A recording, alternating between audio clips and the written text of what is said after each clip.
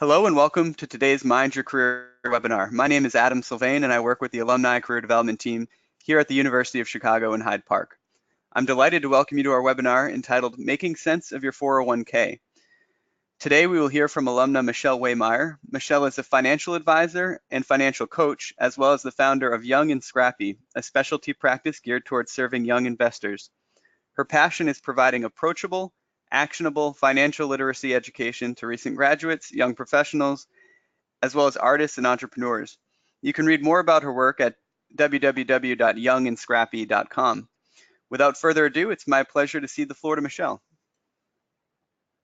Awesome. Thanks. Super appreciate it. Y'all, I'm really excited to be here. Just going to turn my camera on so you can see me and hop on back over to presentation mode.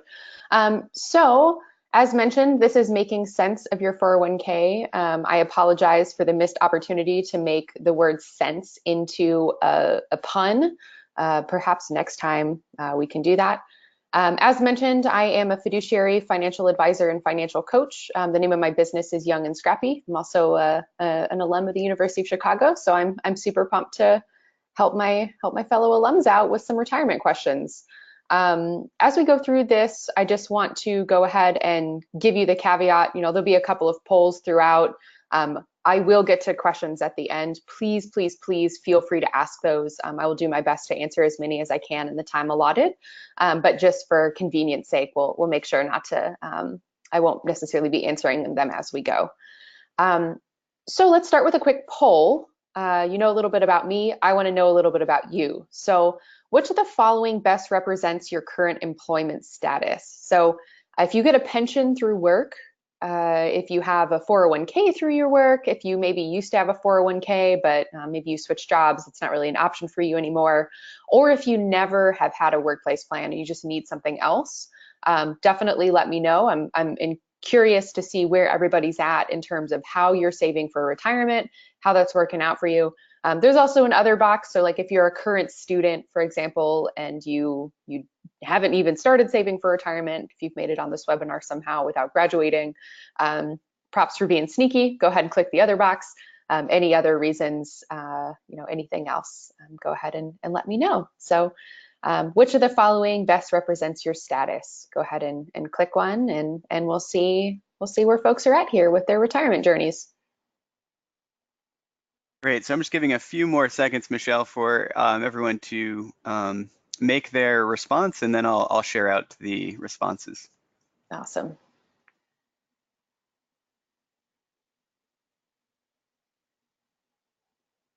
All right, so it looks like we have 60% that actively contribute to a 401k or 403b through work. We have another 24% that used to have a 401k but no longer do. An additional 12% that get a pension through work, and then another 4% that chose that other option.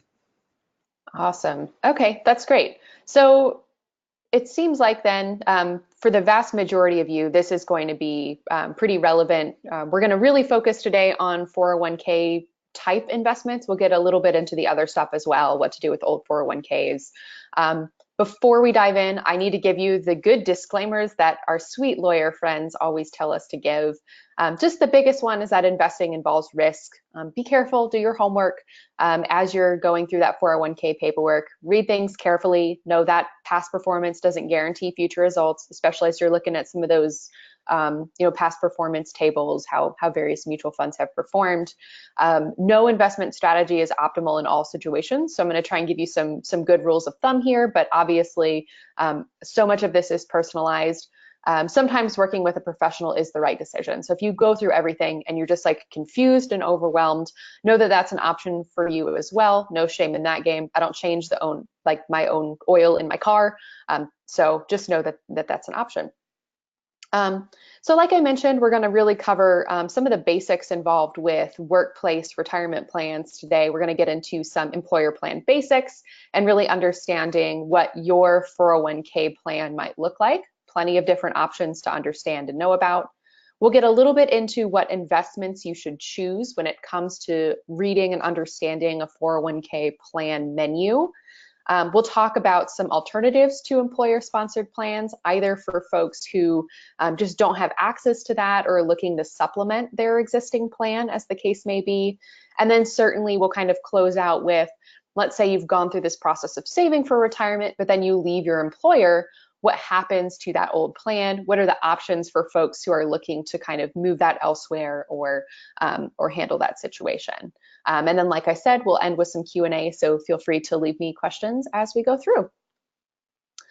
So just to start with some employer plan basics, hopefully this is fairly intuitive for some of you, but I just want to point out we often use the phrase saving for retirement. That's kind of the way that we talk about retirement, but really when it comes down to it, we're actually investing for retirement. And I want to draw that distinction because it's really important to understand some of the differences between saving and investing.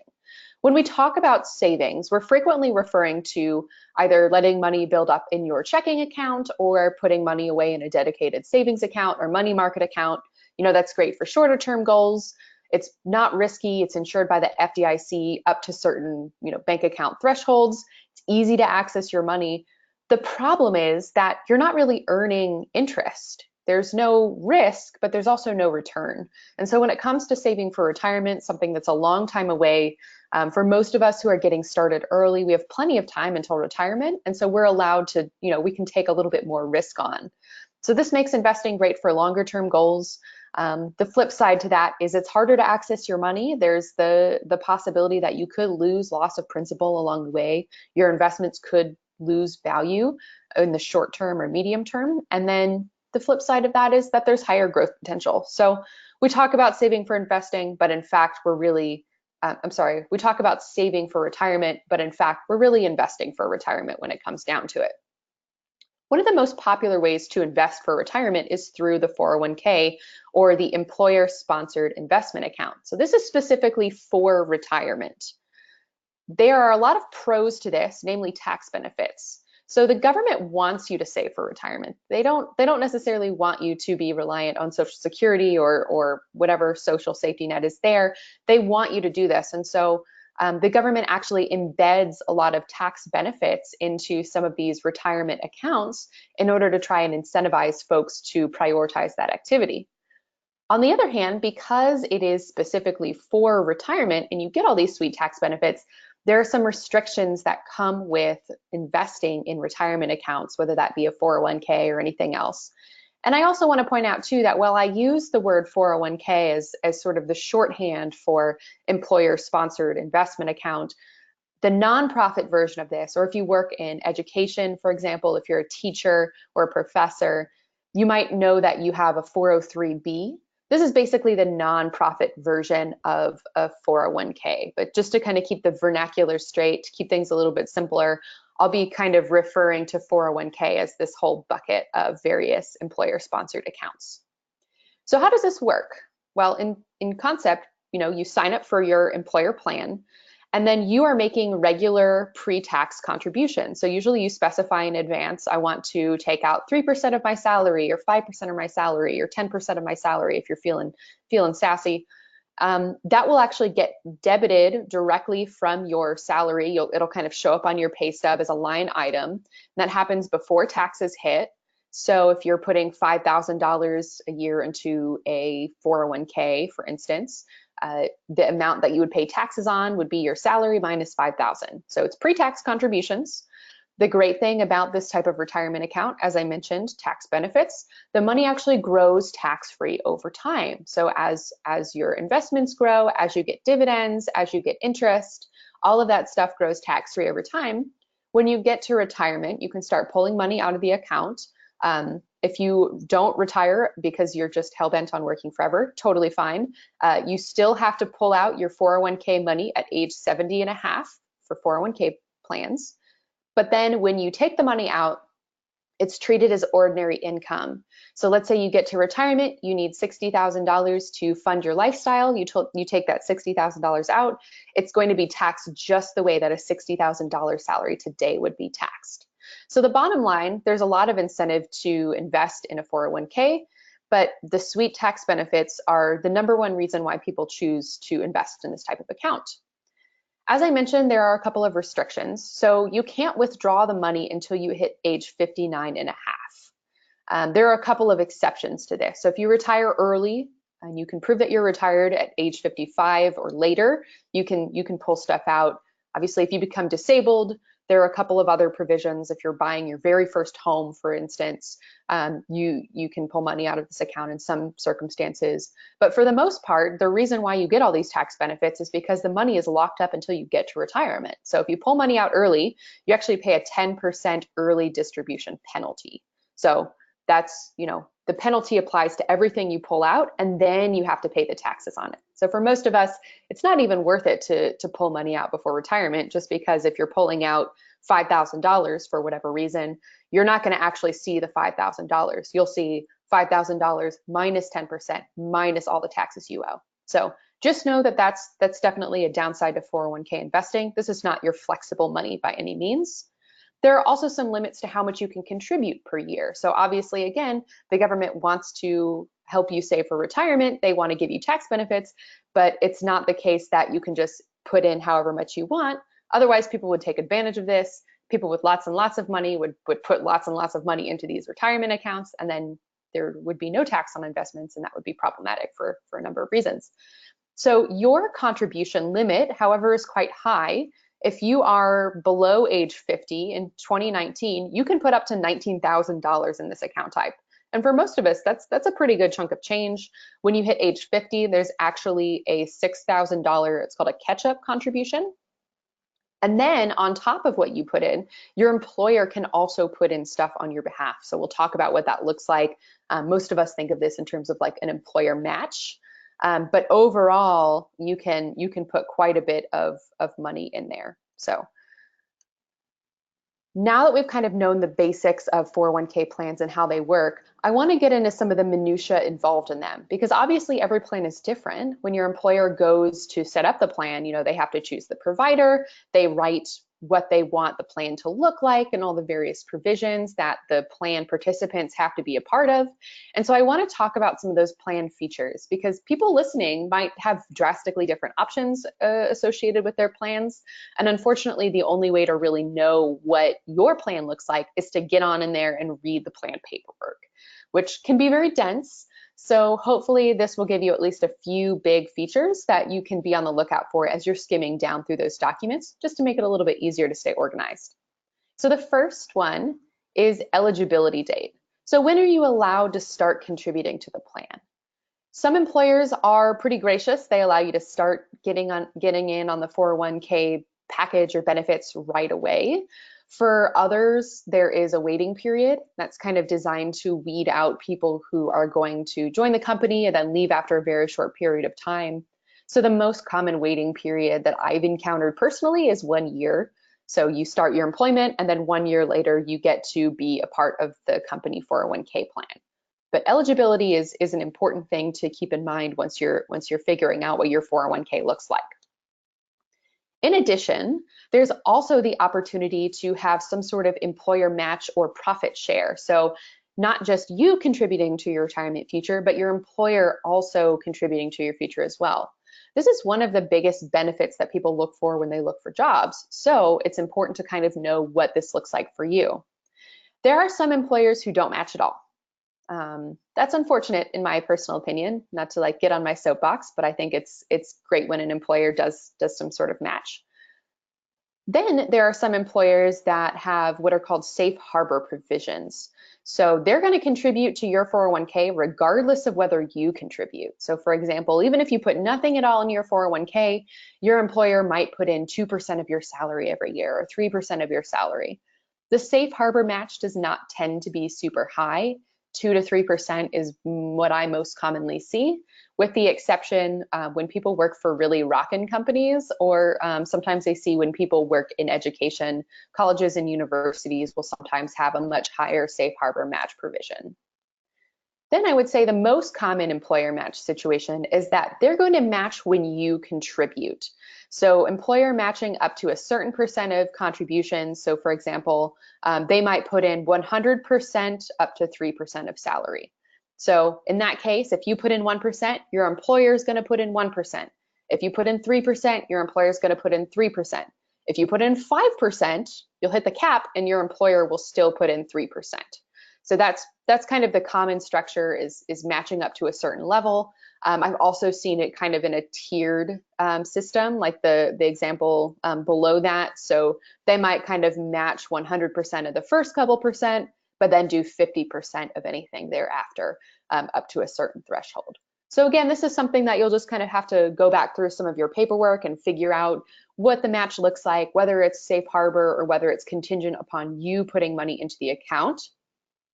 And then finally, the fourth option that I'll just kind of point out for you is profit sharing. So this is sort of the ambiguous, employers like to leave open the obligation, or sorry, the option, but not the obligation to contribute. So if a company has a great year, if you get a bonus, if something happens, they might give you a little on top of that. But if something happens and it's not a great year, then the employer is not on the hook for that type of contribution. It's just sort of like a bonus, so to speak. So definitely do some digging, figure out what your match is and whether or not you're eligible for profit sharing. The next piece that I recommend that you look into when it comes to understanding your own 401k plan is the vesting schedule. So in other words, when do you get the money that your employer puts in for you?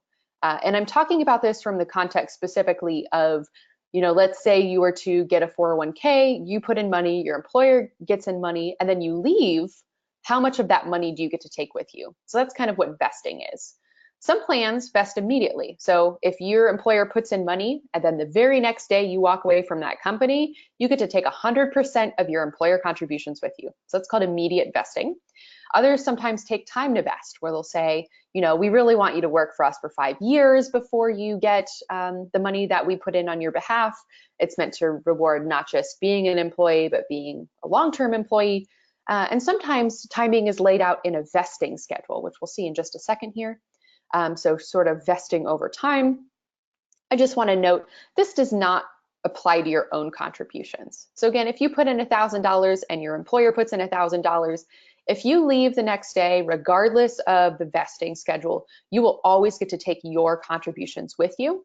Vesting really just applies to what percent of the employer contributions can you also take with you.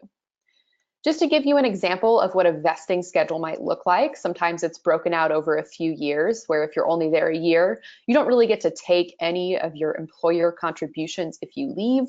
If you make it 5 years, you get everything that they gave you. But if you leave somewhere in the middle, if you leave after 3 years, you might get to take half. So this is kind of what a vesting schedule looks like. And again, this will be laid out in the 401k plan documents that you receive as part of your hopefully as part of your HR onboarding process or something like that, whatever that process looks like at your workplace. The last couple of things that I want to point out to you, auto enrollment and auto escalation options. So auto enroll, do you have to go through the process of actually picking the 401k provider, opening the account, getting all your paperwork together? Do you have to opt into the plan, or does your employer sign you up automatically? Again, I'm a big fan. If your employer signs you up automatically, there's plenty of research to show that that's actually an optimal solution for most workplace 401k plans. People are better at saving if they feel like a lot of the legwork has been done for them. But if you're not in an auto enroll workplace, then you'll have to seek out that information and make sure that you're enrolling in your 401k plan when you're eligible to do so. So just be aware that sometimes it takes a little bit more of legwork on your end versus on your employers. And then once you get the 401k plan open, usually you specify a certain percentage of income, but some plans allow you to escalate that over time. So when you're first starting out, it might be your first year on the job, the salary's not super high, but you're kind of expecting to grow over time as you grow in your career. Auto escalation is a great way to make sure that your savings kind of keeps up with how your income increases. So one thing that I particularly like is an auto escalation policy. Let's say if you can only afford to put in 3% every year, but your goal is to one day put in 10%, you might set up an auto escalate so that every year you're going to increase by 1% until it gets to 10%. And that way you're kind of ramping up your retirement savings over time. So this is a great provision to be aware of and to take advantage of if it's something that's available to you. The last thing that I'll just point out in terms of different plan considerations and different 401k options, some plans also allow Roth contributions. So with the 401k that I kind of pointed out previously, where you get the sort of tax break on the front end for contributing, and then you pay ordinary income taxes at the end. If you have a Roth contribution, that tax treatment is flip-flopped. So you're paying taxes now, you don't get a tax break now. But then when you get to retirement and you're pulling the money out of the plan, you don't have to pay taxes when you get to retirement. So if you're expecting your tax rate to increase, if you're not making very much money now and you think you'll be pulling out more later, and you want to pay the taxes now when you're at a lower income bracket, this is a great way to kind of get yourself some tax-free income at retirement. So this is much like a Roth IRA if you're familiar with the concept. And I'll also note again, your employer's contribution will always be pre-tax. So let's say you're contributing 5%, your employer is matching 5%. If your contribution is Roth, your employer's contribution will be traditional, so to speak. And so your retirement portfolio will be like half Roth contributions and half traditional contributions. Your employer gets a sweet tax break when they put money on your behalf, so they're not going to pay those taxes for you. This is just for your contributions. So that's kind of the basics of understanding what the plan looks like, what some of the provisions are, which ones to take advantage of, which ones might be good for you. But then the question is, what investments do I choose? So once you get the account open and you've got all the paperwork filled out, you'll see that there's a big portion of it that says, you know, they'll give you a plan menu, a list of investments, and you actually have to go through and kind of pick in advance. I want 50% of my portfolio to be in this one and 50% of my portfolio to be in this one, or whatever the case may be. So this can be kind of tricky for some folks. We're good at opening the account and then we stare at this list and it's like, oh no. So this is kind of what we'll talk about now. Just to get a sense of where everybody's at, I want to do one more poll. And this one will kind of be investment related specifically, just because I know we're all here at different levels of investment knowledge. So how would you rate your own investment savvy? If you are super comfortable with the language of investing, let me know.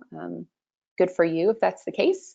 Some of you might kind of know the basics, but if you were asked to provide a definition, it wouldn't necessarily be easy for you.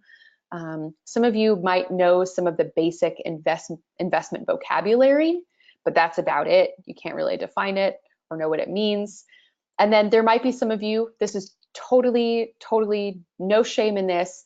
If you just don't know anything at all about investing whatsoever, go ahead and click that fourth bubble for me. And again, this is all anonymous. There's no stigma here. So please be honest. And that way I can try and be a little bit more specific if it's looking like folks are not quite as familiar with any of the investment vernacular. So how are we doing here? Okay. Awesome. So it's looking like nobody is super investment illiterate. Looks like most of you either are comfortable with it or at least get the basics. So that's good. That will be helpful. So then instead what I'll focus on is kind of giving you some basic rules of thumb, knowing that you might have to go back and do a little bit more research on your own, a little bit more digging in order to get the most out of your investment menu options. So when it comes to choosing investments, I kind of recommend this basic three-step process. So really kind of get to know what your options are, figure out your risk tolerance, and then kind of combine those things to choose investments accordingly. Without getting too far into the weeds on investment 101, because that's a whole separate like 7-hour webinar, I want to talk a little bit about one of the key investment principles, the risk-return trade-off. So I highlighted this a little bit when we talked about the difference between saving and investing, just that when you're not taking on a lot of risk, in general, there's lower potential for return.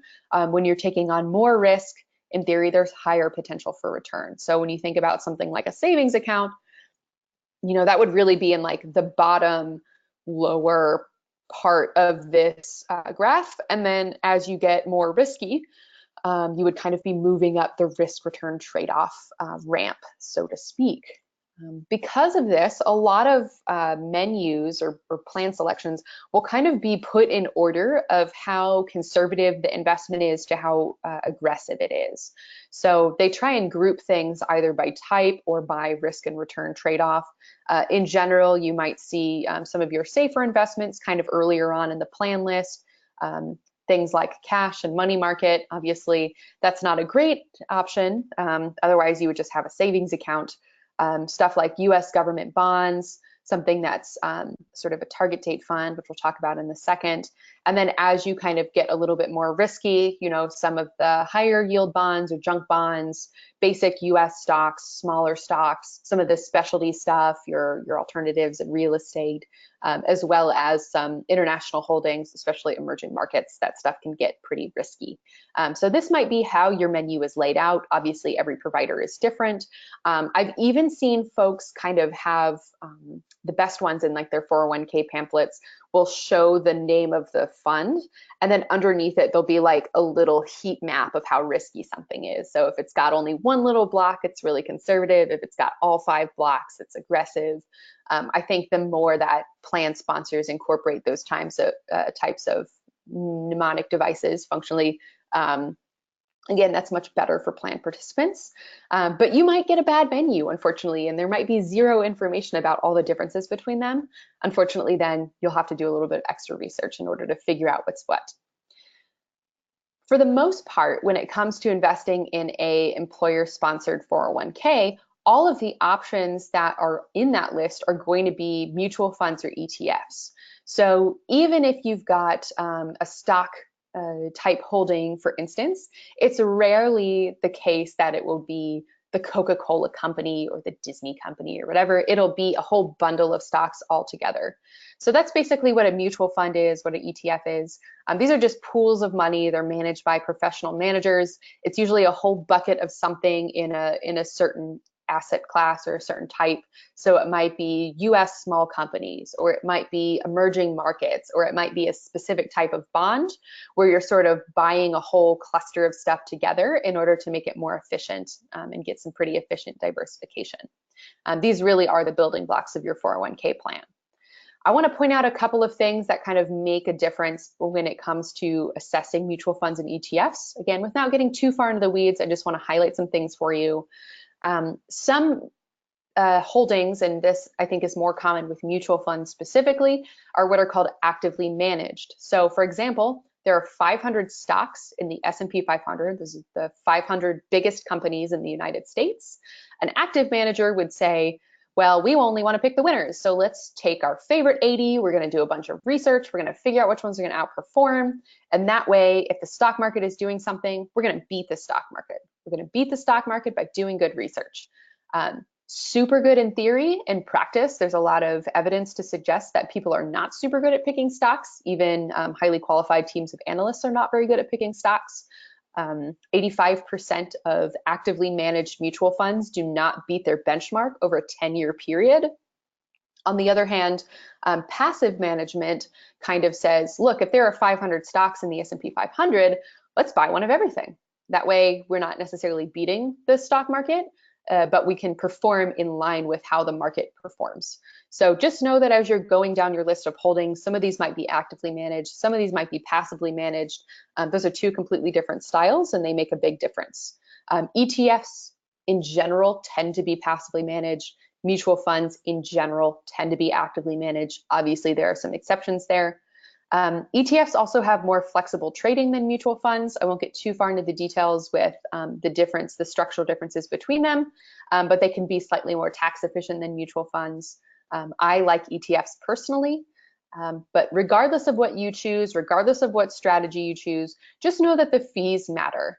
So fees are one of the few things that we actually have control over as investors. We can't control the stock market. We can't control the economy. We don't have a crystal ball, and we can't really predict any of those things. However, we can look down a list of items and see if a mutual fund is 1.5%, expense ratio, that's a whole 1.5% that is being paid to those managers, and it's a whole 1.5% that's not compounding for you over time. So just be very sensitive to that as you're kind of going through these building blocks, reviewing the menu. It's not always just about performance. Sometimes it's about fees and how much you're actually paying for these holdings. I also want to point out an entire class of mutual funds that are designed to be a one-stop shop or an easy solution for retirement savings. These are called target date funds. They're basically designed around a certain age group. Usually it's like a 5-year bracket. So it's people kind of retiring within a couple years of 2035 or 2040 or 2045. They'll be in like these 5-year increments. And with a target date fund, you choose one fund, but then the manager of that fund is actually going to scale the risk up or down over time. So for example, if you're retiring in 2055, you've got a ton of time till retirement. Chances are that target date fund now is going to be super aggressively managed. As you get closer to 2055, as you get closer to the target date, the portfolio manager is going to start to make the fund a little bit more conservative over time, so that by the time you get to retirement, you're in something much safer. You'll just choose the one that's closest to your expected retirement date. But again, fees matter. So if you have a selection of target date funds in your 401k plan, but they're massively expensive, you might consider doing a little bit of research to say, well, what are they putting in this target date fund? What types of investments are they choosing? Is there a way that I can maybe recreate this target date fund using other cheaper options in my plan menu? So just know that target date funds are kind of an easy way to get started, but they can be slightly more expensive and have a couple of drawbacks in that way. So once you've kind of familiarized yourself with the plan menu, you know about what your options are, you've kind of checked out, which ones are mutual funds or ETFs or target date funds, then I want you to kind of think about what your personal risk tolerance is. So I like to think about risk tolerance in two forms. You've got your ability to take risk, and this is pretty, objective. A 30-year-old who's got 30 years to retirement, retiring at 60. In theory, all 30-year-olds retiring at 60 kind of have the same ability to take risk, same time horizon. That's the concept behind a target date fund. So if you've got a long time till retirement, you can afford to be more aggressive. If you've got more money, you can actually afford to be more aggressive as well. You can afford to lose a little bit when you're kind of flush. If you have stable income, again, you can be more aggressive because you can kind of make up the difference with contributions later. And in general, being debt-free allows you to be more aggressive.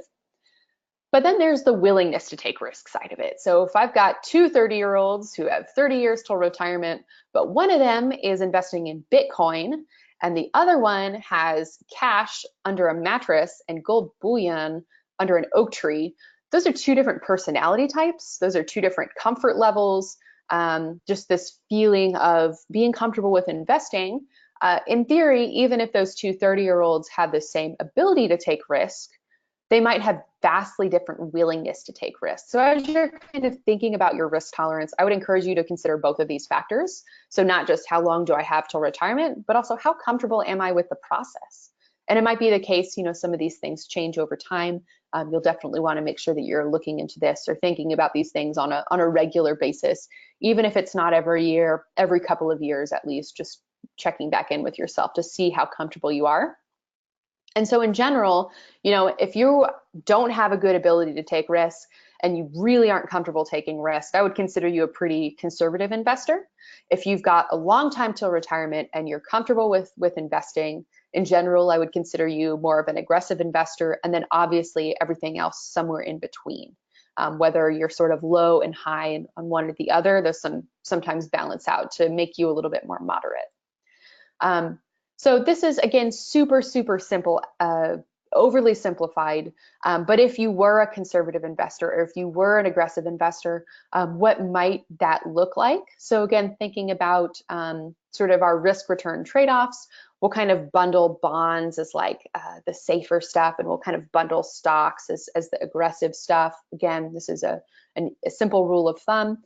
Somebody who has an aggressive portfolio in general would have a much higher allocation towards stocks than somebody who is a conservative investor.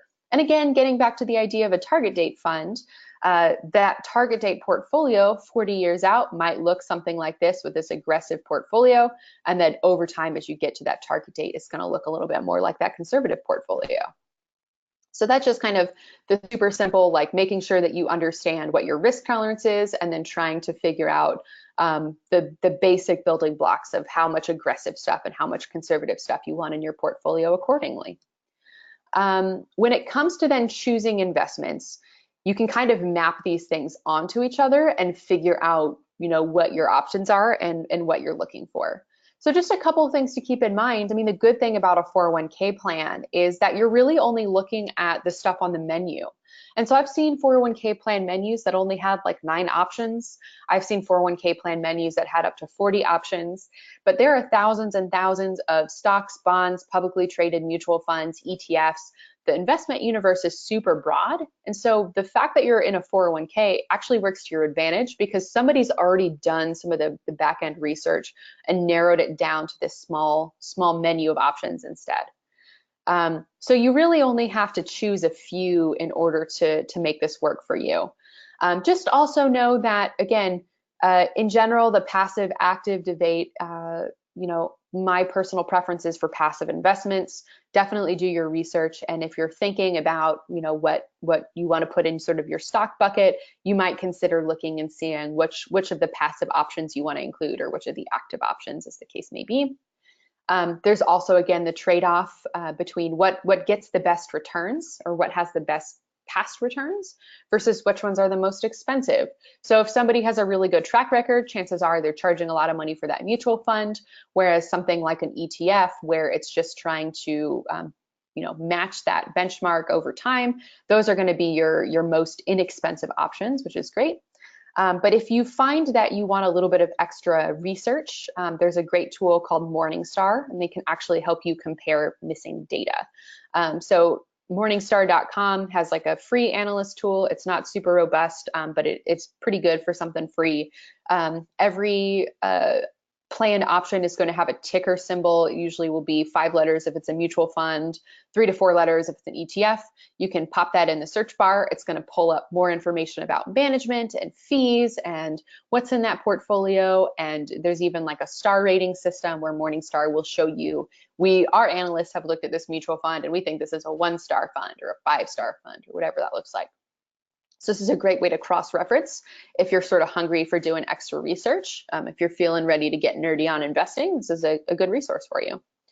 One other thing that I'll finally point out before we move on, it's really tempting to like choose your favorite mutual fund and put everything in that one mutual fund. And if it's a target date fund, that might be okay because again, that manager is choosing stuff within that fund. But if there's like an S&P 500 index fund, for example, it might be tempting to just say, well, this is an investment that I know and understand, so I'll just put 100% of my stuff in there. Just know that in any given year, what types of investments are going to perform well is drastically different. So I love this chart. This is, years of annual returns for different types of investments. You can see that they're kind of all color coded. And every year, there's no real rhyme or reason to what's performing and what's doing well. So it's really hard to predict in any given year. So it's better to diversify that portfolio. One single holding, one single type of investment is probably not going to get the job done for you. So we'll kind of leave our conversation about 401k provisions and options there for now, because I want to talk about some of the alternatives to these plans. So if you're in a situation where you've never had a 401k through work, you'll never have a 401k, or you left a job and now all of a sudden your new employer doesn't have one, that doesn't mean that it's impossible for you to save for retirement. So I want to talk a little bit about what that looks like as well. When it comes to other retirement vehicles, there are plenty of other options out there. There's more than what's just on this list. But in my experience, these are sort of the 4 big alternatives to a traditional 401k or 403b through work. And again, pension folks, I'm sorry, y'all are kind of unicorns here. Understanding how pension plans work is kind of its own other set of considerations. There just aren't as many pensions out there anymore. And so I'm going to kind of focus on these other things for now, though certainly if you do have like the rare pension specific question, I'm happy to try and answer that for you at the end. But in general, if you're not in an employer-sponsored retirement plan, chances are you're going to have one or more of these. So traditional and Roth IRAs, those are by far the most common. Those are sort of the terms that we know. But then if you're a small business owner, if you've quit your job specifically to pursue some sort of entrepreneurship, you might consider a plan that's more tailored for you as a business owner, something like a SEP IRA or a solo 401k. So a traditional IRA, this is the closest thing there is to sort of matching the structure of a traditional 401k. So it works kind of the same way, right? You open the account, you're making your pre-tax contributions, the money grows tax-free over time, you pull out retirement at 70 and a half, and then you pay ordinary income tax. So structurally speaking, totally the same thing.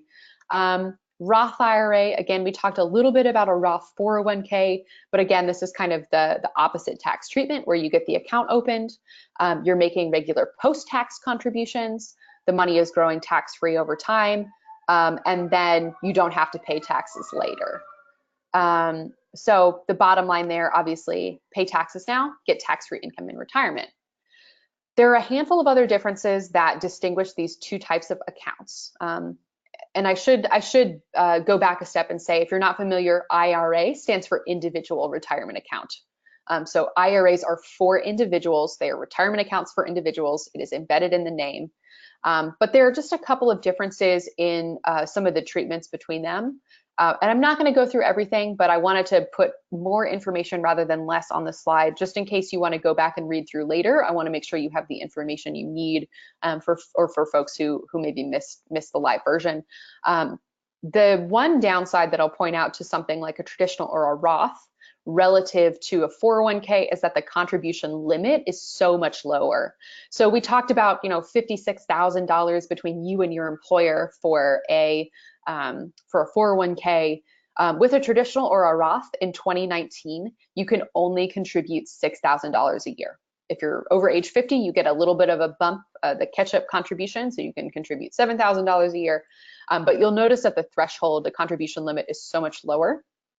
In addition, there are also some little idiosyncrasies with regards to how and when you can pull the money out. So with a traditional IRA, you're actually not allowed to contribute once you've hit 70 and a half. So again, the government wants to kind of cap those sweet tax benefits for you. They're not wanting you to like put a bunch of money in there when you're in retirement. You actually have to start taking what are called required minimum distributions, or RMDs, with a traditional IRA. If you pull money out of the traditional IRA early, again, we're also kind of seeing the same 10% penalty rule that you would with a 401k. All of your withdrawals are taxed as ordinary income. And then, like I said, once you hit 70 and a half, you do have to start taking that money out. So this is really pretty structured in terms of when you can put money in and when you can put money out for retirement. A Roth is slightly different in that, one, the tax treatment is different, but two, there's also an income cap. So the tax-free retirement income really only applies to folks who are making under the threshold. There's also a period when you kind of get close to the income threshold where they'll kind of scale back the amount that you can put in. I put a little link in here. It's like rothira.com that has more information on what those limits look like. But one of the great things about a Roth IRA is actually, if the account is 5 years old and you need to take money out for whatever reason, you can actually take the principal out without taxes or penalties. So again, let's say that you have opened an account in the last 5 years, you've put in $5,000 of your own money, and the money has grown to $7,500. So basically, it's $5,000 of your money and $2,500 in earnings. If an emergency hit, you could actually pull that $5,000 out after year 5 without having any taxes or penalties. So from a flexibility standpoint, Roth IRAs are actually a little bit more flexible than their traditional counterparts. You don't actually have any rules about when you can contribute. So if you're 75 years old, you can technically put money in a Roth. If you hit 71, you don't actually have to take that money out either. So Roth IRAs definitely have some more benefits than traditional, I would say. but with the caveat that you don't get the tax break now, and there are some limits on who can contribute based on how much money you make. So Roth and traditional are kind of going to be the big options for you if you're looking to kind of contribute for retirement without a 401k. This is great if you have if you're sort of in between things, if you're not making a ton of income and $6,000 a year really is sufficient for you, then that's great. That'll be a great account type.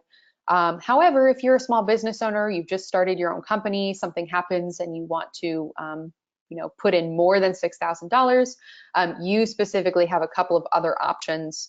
And I'll just go over these super briefly. I don't know how many folks this applies to, but I want to give you the basic rundown. Two really common ones, the SEP IRA and the solo 401k.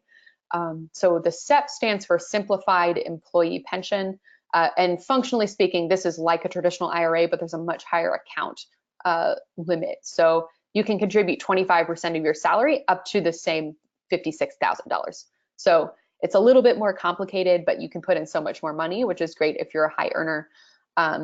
This is for business owners from the standpoint of like you as a business are saving for your future self's retirement.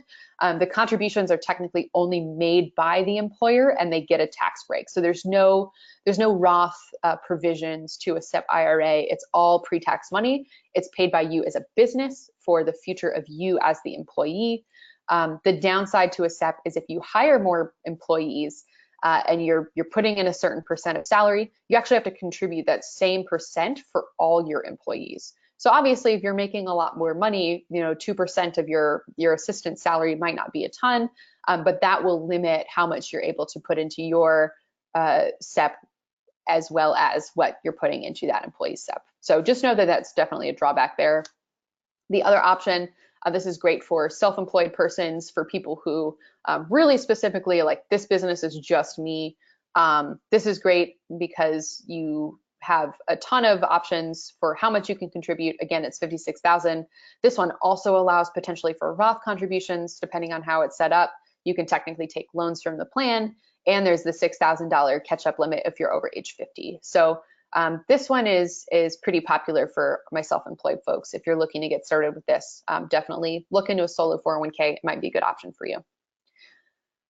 So we're running low on time. I want to make sure we get to questions, but I just want to breeze through really quick the last thing that I often get asked.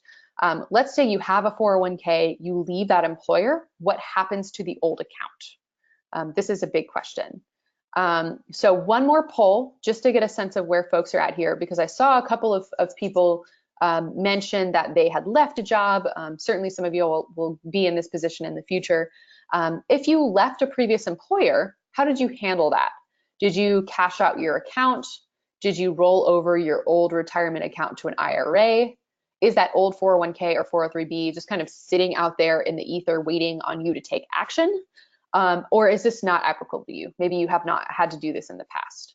Fun fact, my first job out of college, I taught theater for a year in an inner city school in Chicago. I did not know anything about investing whatsoever. After my first year, I left my job. I went to go get my master's in business. I cashed out my 401k account and I took a distribution. So if you are kind of like maybe blushing a little bit, not necessarily pleased about that decision, just know that many years ago, past small Michelle did not know how to handle this situation. I for sure cashed out my account. I definitely went to Europe. It was awesome. Knowing what I know now, there's no way in heck I would have made that same choice. So I'm just curious, how did you guys handle this situation in the past? Let's see the results. Okay, cool. So a chunk of you have never had to do this, but for those of you who have had, we've got a couple folks who cashed out their accounts, and then it looks like most of you did the rollover process already, which is great. So this is kind of also designed for people who have an old account sitting out there somewhere, or are maybe going to hit this snag in the future. So this is a snapshot from a distribution form that I used for an old 401k of mine personally. It was through CUNA Mutual. And this kind of lists all of the distribution options. You might have a form that looks pretty similar to this, so I just want to show you real quick. In general, your options, you can leave it in the plan if you want. I don't usually recommend this just because it's easy to lose track of old 401ks. You'd be surprised at how many millions of dollars get lost every year because we just like forget that we had old 401ks, or we don't know the company they're through or anything like that. But technically, some plans do allow you to just leave the money in there if you want. You can take a full or partial cash distribution, so they'll send you your money, keeping in mind that in most cases it will be your money after the 10% penalty and after the taxes that you owe. Alternatively, you can roll it over to an IRA, or you can do some combination of the above, or there's sometimes some sort of installment plan if you want to spread out that money over time. I won't get too far into this as well, but there's this great chart from the IRS about different account types and what can go into what. So for example, if you have a Roth 401k, you actually can't put that into a traditional IRA. You have to put it into a Roth IRA or another designated Roth account. If you have an old 403b, you can put it in almost anything, but there are some rules about what happens when you put it into a Roth, for example. Or if you have some other more complicated account types, sometimes there are provisions of when you're allowed to do this. You can only do it if the account's been open 2 years or something like that. So just know that when it comes to choosing what account you can put money into, there are a couple of little nitpicky details that are good to know. But this rollover chart is a great resource from the IRS about what types of employer plans can go into what types of individual accounts and vice versa.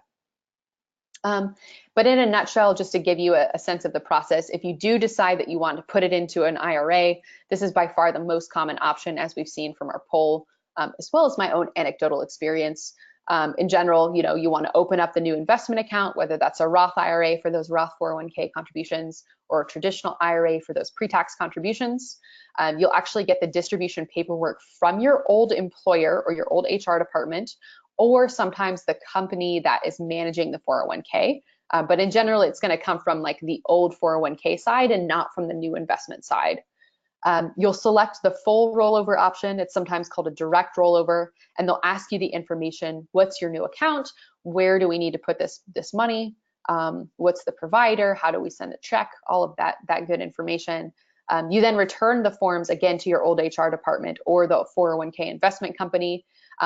My preferred method, oftentimes they can just send a check directly to your new investment company. So if you open up that traditional IRA through Schwab, your old 401k will send the check to Schwab, they'll deposit it, it'll be a direct rollover, you won't get hit with any tax consequences.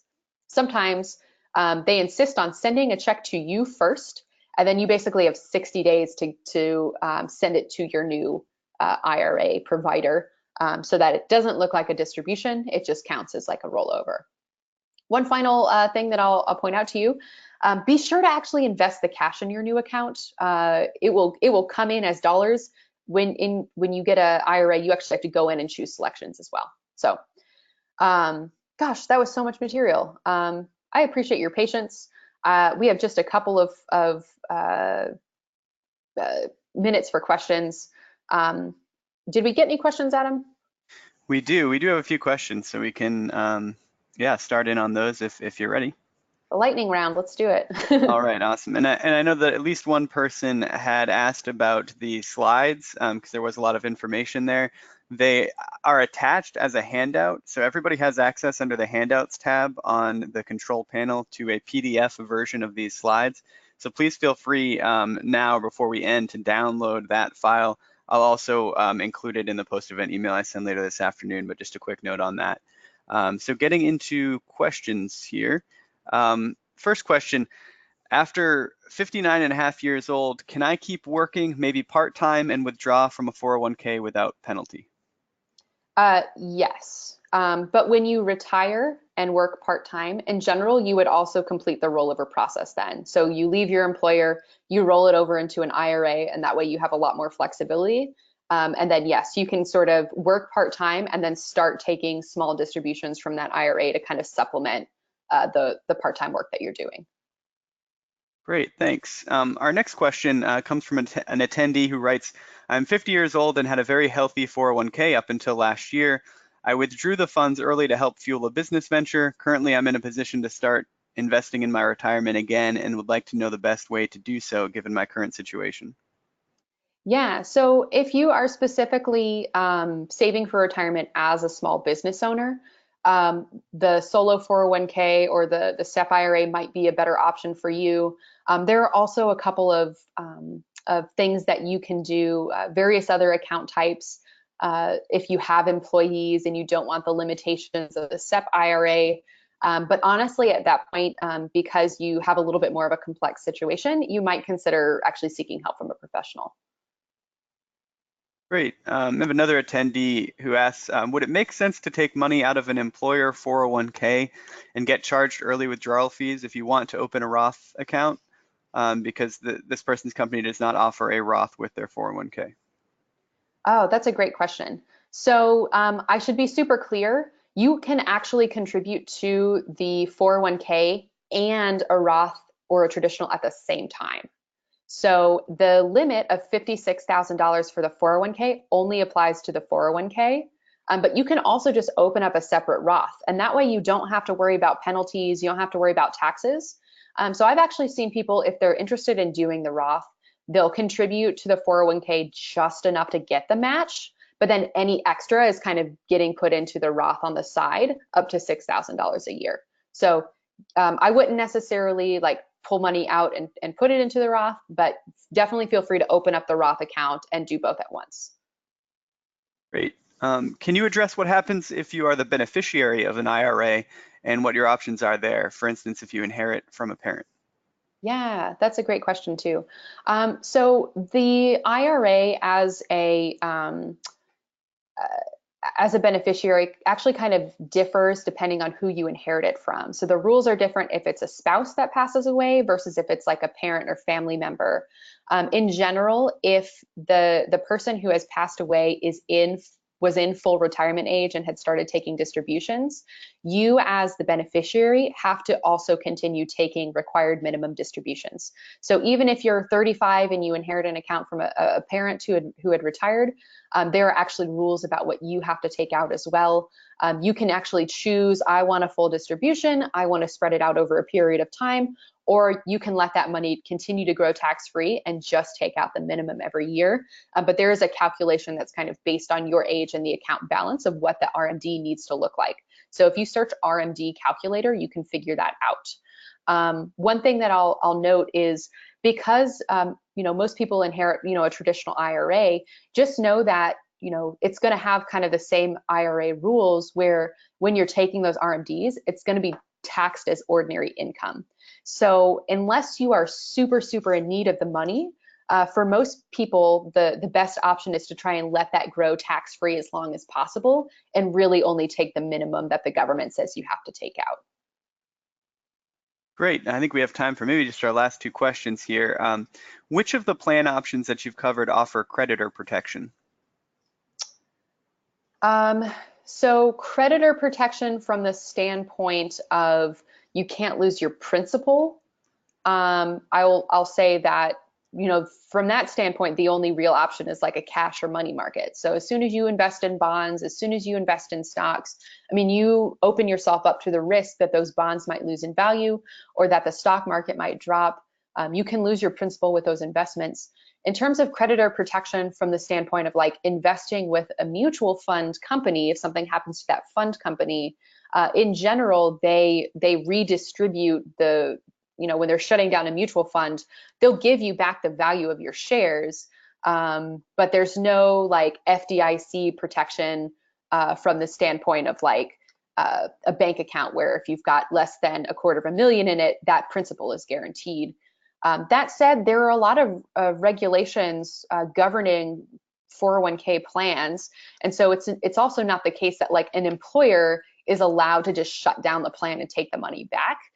Plans are specifically set up for the benefit of the participants. They are legally and morally obligated to act in your best interest when administering that plan.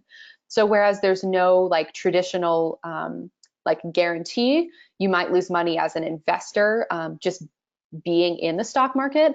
It's not the case that any company can just like shut down and take your money from you. Hope that makes sense.